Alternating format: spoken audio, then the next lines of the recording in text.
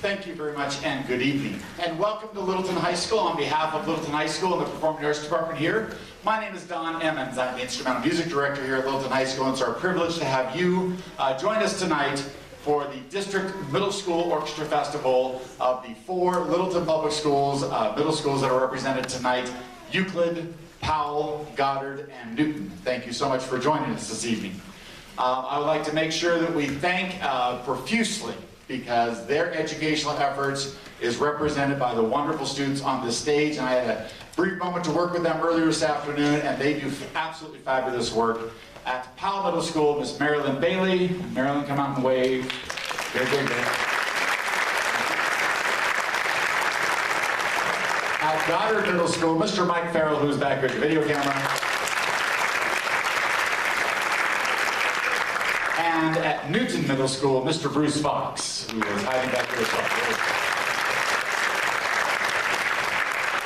Yes, we do have one more to introduce, but I'll save that for just a minute. They have done marvelous work with your students, and we certainly appreciate your support of them being involved in the orchestra program, because it's a wonderful experience through the middle school, as well as the high school, as well as for the rest of their lives. It's a wonderful gift that you are giving them. A couple of logistical notes tonight. Our theater is in the midst of a lighting crisis. So just want to inform you that ahead of time in case, okay?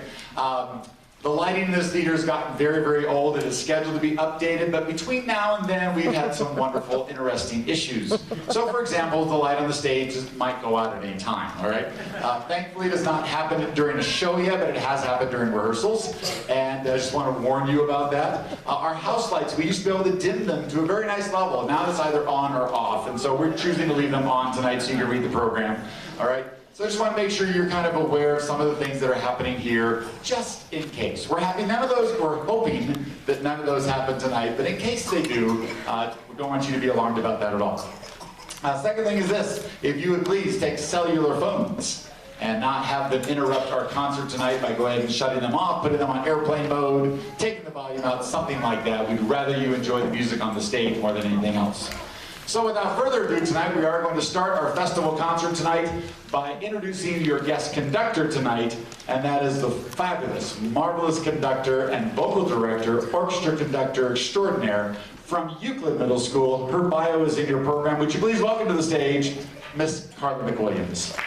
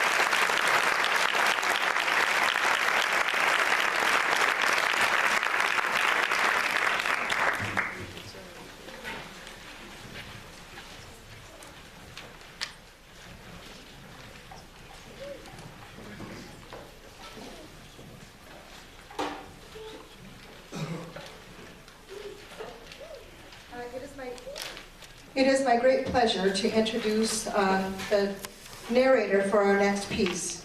Stanford Paris has been a theater person for many, many years. He was an equity actor and stage manager with the Denver Center Theater Company before coming to Heritage High School and was its theater director for 14 years.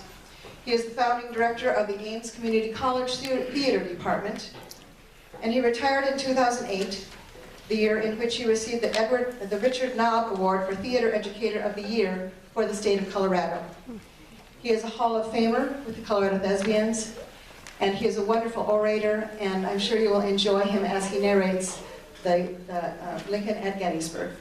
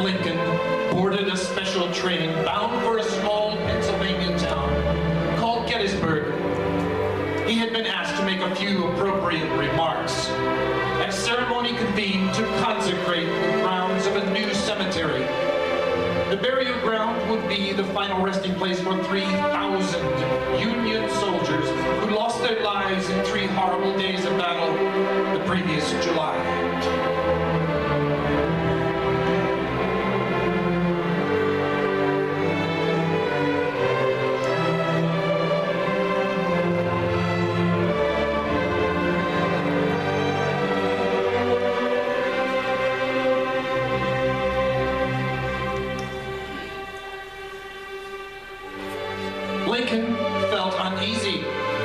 He had not been able to find sufficient time to complete the speech he was expected to present at the cemetery dedication the next day.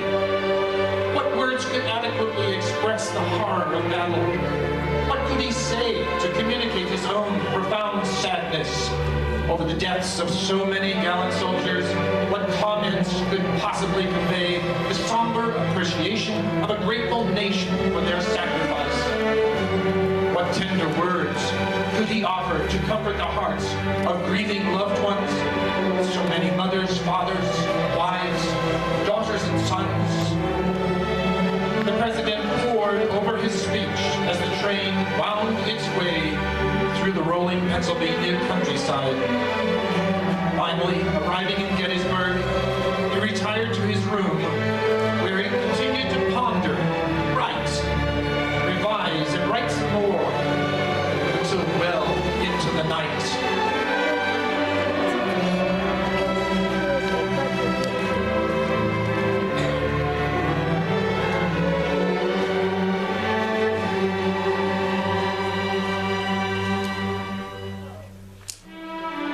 After breakfast the next morning, Lincoln made his final revisions, carefully folded the speech, and gently placed it in his coat pocket. Accompanied by 9 governors, 3 cabinet officials, various members of Congress, foreign diplomats, and military officials, the president mounted a chestnut horse and joined in a procession to the cemetery. One of the residents who lined the parade remarked that Lincoln bowed with a modest smile and an uncovered head to the throng of women, men,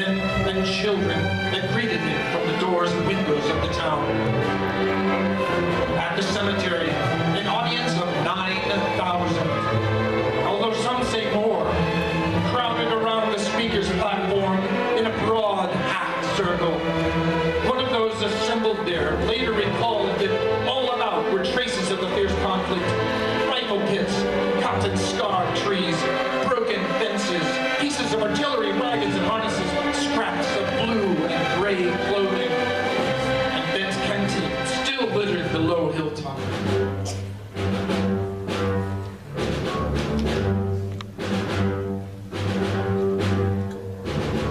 The ceremony began. Chaplain Thomas Stockton offered an invocation. Edward Everett, former governor of Massachusetts and one of the nation's most famous orators, presented an eloquent address that lasted over 2 hours. Abraham Lincoln arose, shook Everett's hand, removed the papers from his coat. He put on his wire spectacles and turned to the anxious throng before him. The audience immediately grew still. Then Lincoln spoke for just over 2 minutes. And in 10 sentences, he invoked those exalted principles of freedom, of humanity, and of a unified nation to which he, like the brave soldiers he honored that day, had dedicated his life. And these are the words he spoke. These are the words that Abraham Lincoln spoke that day in Gettysburg.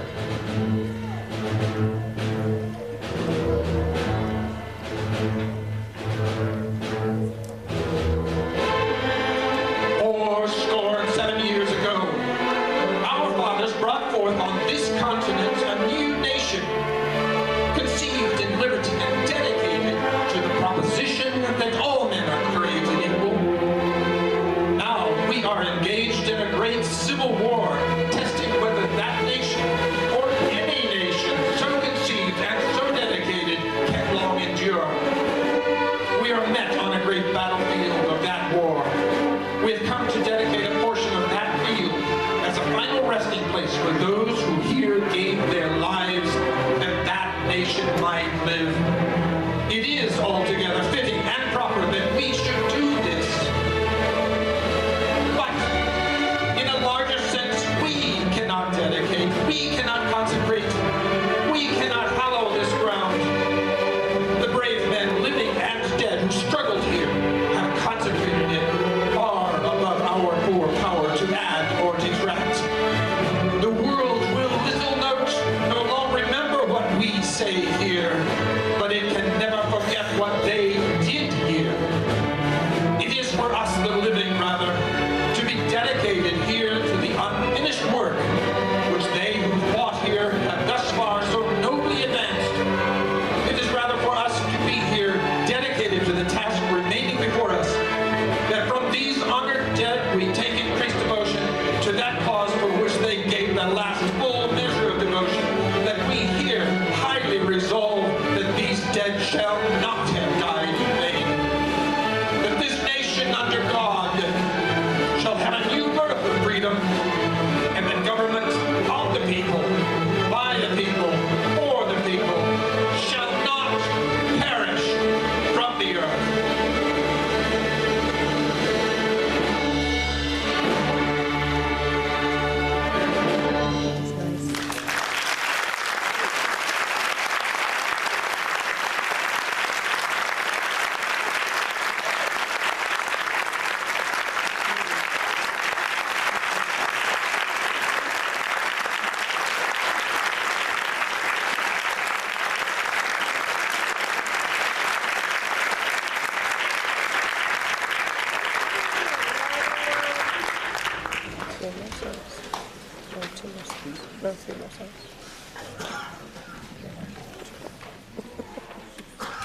And now I'm going to step down for just a moment and turn my baton over to Mr. Emmons, who taught 6 years in California before coming to Lincoln High School 19 years ago.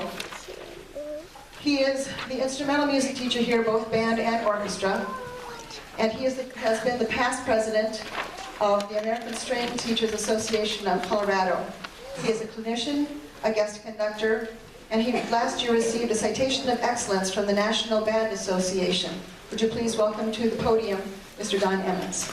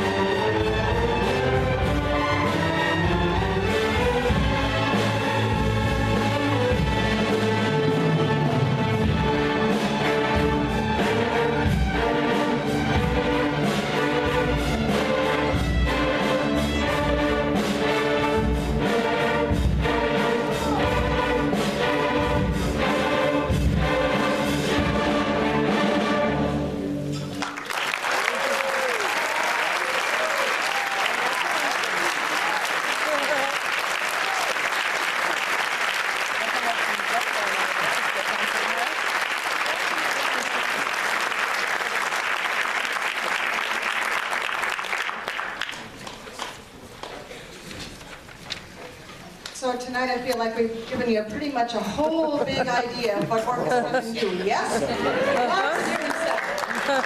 So I'd like to thank you very, very much for coming tonight and supporting your kids and supporting our programs. It has just been a real treat for me to get to conduct them this year. I have enjoyed myself immensely, and they have been so responsive to everything that I have asked of them and any changes that I've asked them to make. So it has just been a really wonderful experience to be able to be their conductor. And on this last number, we would like to feature 4 of our violinists on the Cripple Creek, and I just want to make sure I get their names right. So you're going to be seeing Oren Gochi, Addie Eichen, Nathaniel Sheba, and Olivia Marciano featured on Cripple Creek. Thank you so much.